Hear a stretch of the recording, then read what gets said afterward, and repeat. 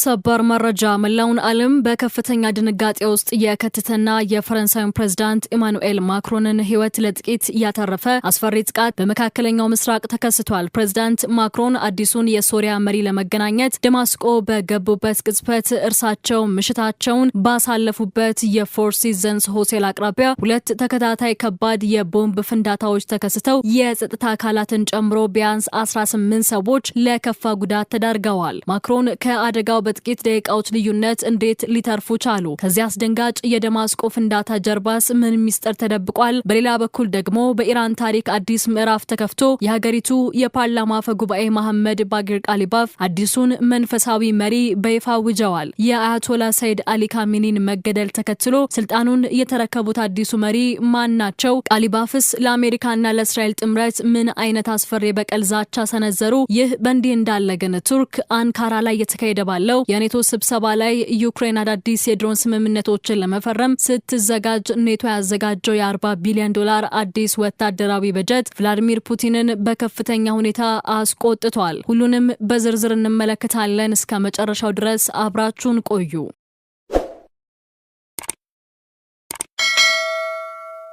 ዓለም አቀፉ ማህበረሰብ ትኩረቱን በትላልቅ ወታደራዊ ጥምረቶችና በልዕለ ኃያላን ሀገራት ፍጥጫ ላይ ባደረገበት በዚህ ሰዓት በመካከለኛው ምስራቅ ታሪካዊ ምድር ሶሪያ ውስጥ የዓለምን መገናኛ ብዙሃን ያስደነገጠና ትንፋሽ ያስገዛ አዲስ የደህንነት ቀውስ ተከስቷል። የፈረንሳይ ፕሬዝዳንት ኢማኑኤል ማክሮን አዲስ ከተሾሙት የሶሪያ ፕሬዝዳንት አህመድ አልሻራህ ጋር እጅግ ወሳኝ በሆነ ፖለቲካዊና ዲፕሎማሲያዊ ጉዳይ ላይ ለመምከርና በሀገሪቱ የተፈጠረው አዲስ ምዕራፍ ለመታዘብ ደማስቆ በገቡበት ቅጽበት ከተማዋን በከፍተኛ ሁኔታ ያናጉ ሁለት ተከታታይና ከባድ የቦምብ ፍንዳታዎች ተከስተዋል። ይህንን ጥቃት እጅግ ስስ አደገኛና ዓለም አቀፍ ትኩረትን እንዲስብ ያደረገው ዋነኛው ምክንያት ፍንዳታዎቹ የደረሱበት ስልታዊ ቦታ ነው። ፍንዳታው የተቀሰቀሰው ፕሬዝዳንት ማክሮን ደማስቆ ውስጥ ምሽታቸውን አሳልፈውበት በነበረው ታዋቂውና ባለ 5 ኮከብ ፎር ሲዘንስ አቅራቢያ መሆኑ ተረጋግጧል። የሶሪያ የደህንነት መዋቅር ከፍተኛ ባለስልጣናት ስማቸው እንዳይጠቀስ በመጠየቅ ለፈረንሳዩ የዜና ወኪል ኤኤፍፒ እንደገለጹት በጥቃቱ የተጠቀሙት ስልት እጅግ የተቀናጀና የታቀደበት ነበር። አጥፊዎቹ ያሰማሯቸው ፈንጂዎች በሁለት መንገድ የተከፈሉ ሲሆን አንደኛው ቦምብ በሆቴሉ አቅራቢያ በሚገኝ የቆሻሻ ማጠራቀሚያ ገንዳ ውስጥ የተሸሸገ ሲሆን ሁለተኛው ደግሞ በዕለቱ በቦታው በነበረ አንድ ተሽከርካሪ ላይ የተጠመደ የፈንጂ መሳሪያ ነበር። ፍንዳታው በደረሰበት ቅጽበት በአካባቢው ላይ ከፍተኛ መደናገጥ የተፈጠረ ሲሆን በደረሰው ከባድ የኃይል መነካካት ሳቢያ 4 የፖሊስ መኮንኖችን ጨምሮ ቢያንስ 18 ሰዎች ለከፋ የአካል ጉዳት ተዳርገዋል። ጥቃቱ ከተፈጸመ ከጥቂት ደቂቃዎች በኋላ መላው ዓለም ስለ ፈረንሳዩ መሪ ደህንነት በከፍተኛ ስጋትና ድንጋጤ ውስጥ በነበረበት ወቅት የፈረንሳዩ ኤሊዜ ቤተ መንግስት አስቸኳይ ይፋዊ መግለጫን አውጥቷል። በመግለጫውም ፕሬዝዳንት ኢማኑኤል ማክሮን ከአደጋው ሙሉ በሙሉ ነፃና ደህንነታቸው የተጠበቀ መሆኑን አረጋግጧል።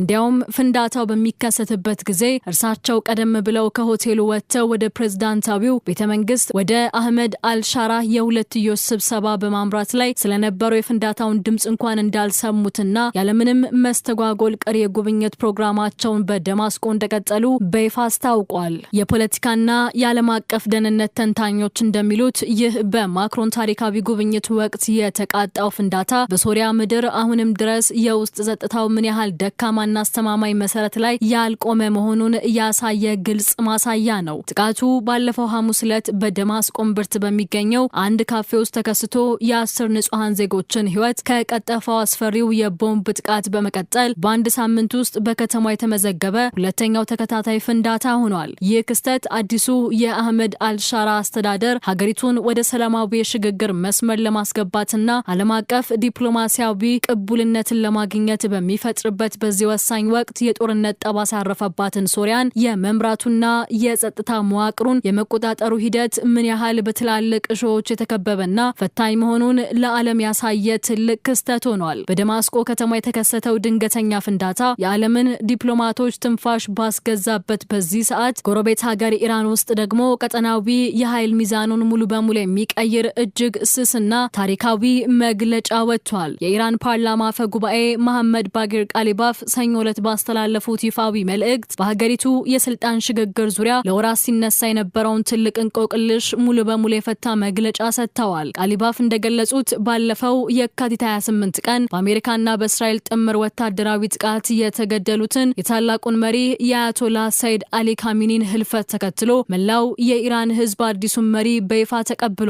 ይህ አዲስ የተሾመውና የሀገሪቱን መንፈሳዊና ወታደራዊ መዋቅር በበላይነት ለመምራት ቃለ መሐላ የፈጸመው መሪ የሟቹ መሪ ልጅ የሆኑት አያቶላ ሰይድ ሙጅታባ ሁሰይኒ ኻሜኒ መሆናቸውን ቃሊባፍ ለመጀመሪያ ጊዜ በይፋ አረጋግጠዋል። ይህ መግለጫ የወጣው በሚሊዮኖች የሚቆጠር የኢራን ህዝብ ለአሊ ኻሜኒ መጨረሻ የሽኝት ስነ ስርዓት በአደባባይ ወጣበት ወቅት ሲሆን ቃሊባፍ ህዝቡ ለአዲስ መሪ ያሳየውን አጋርነትና የታማኝነት ስሜት በከፍተኛ ሁኔታ ወድሰዋል። ይሁን እንጂ የአፈ ጉባኤው መልእክት የውስጥ ሰላምታ ብቻ አልነበረም። ይልቁንም ለአሜሪካና ለእስራኤል ጥምረት የተላከ አስፈሪ የበቀል ዛቻ ያዘለ ነበር። ቃሊባፍ ባለፉት 4 ወራት የኢራን ህዝብ በየሌሊቱ ወደ አደባባይ በመውጣት ሞት ለአሜሪካና ሞት ለእስራኤል በማለት ያሳየውን ቁጣና ጽናት በማድነቅ መሪዎቻቸውን፣ ከፍተኛ ባለስልጣኖቻቸውንና በሺዎች የሚቆጠሩ ንጹሃን ዜጎቻቸውን የገደሉ አካላት ሁሉ የማይቀረውን ከባድ ቅጣት እንደሚቀበሉ በጽኑ አስታውቀዋል። የፖለቲካ ተንታኞች እንደሚሉት አዲሱ መሪ አያቶላ ሰይድ ሙጅታባ ኻሜኒ በስልጣን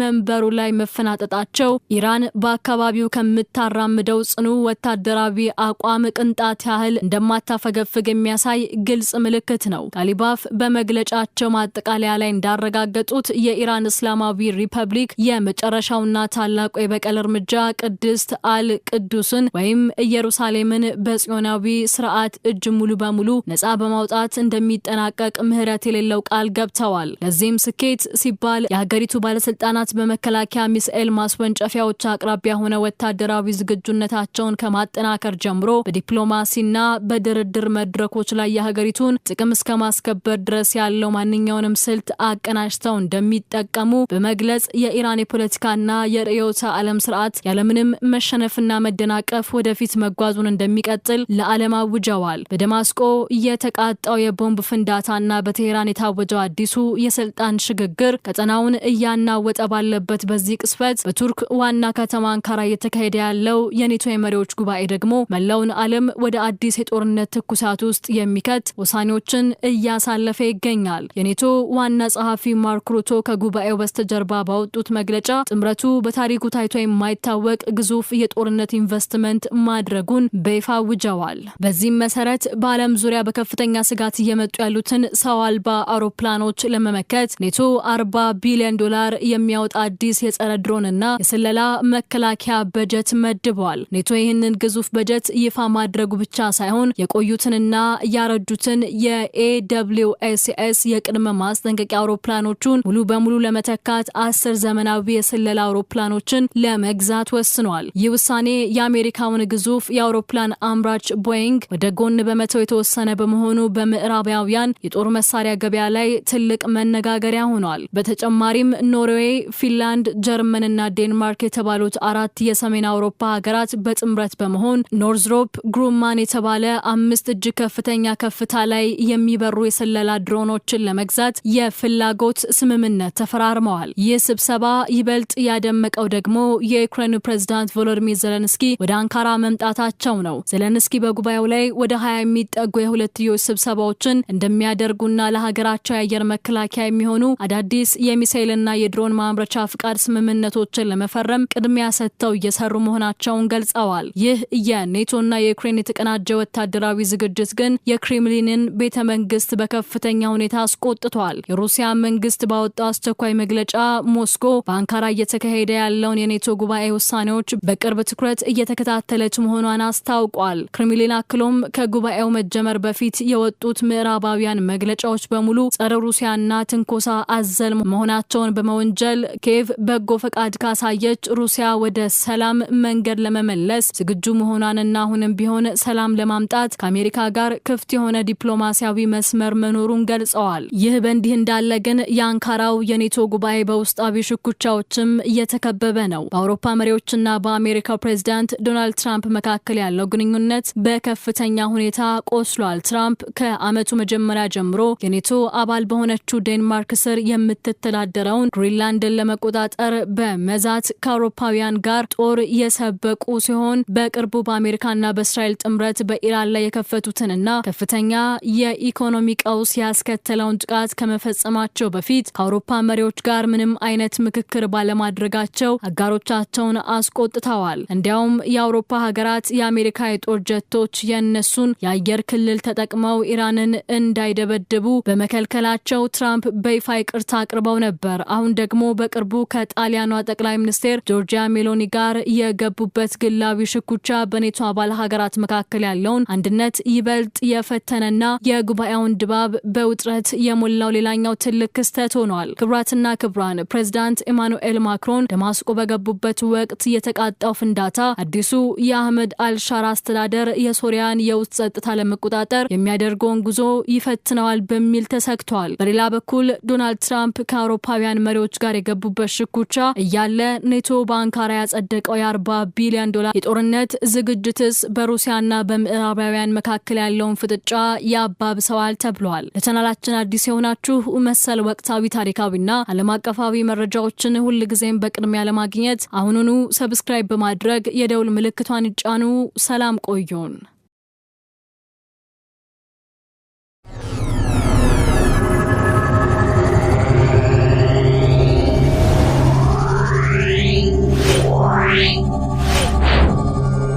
Yeah.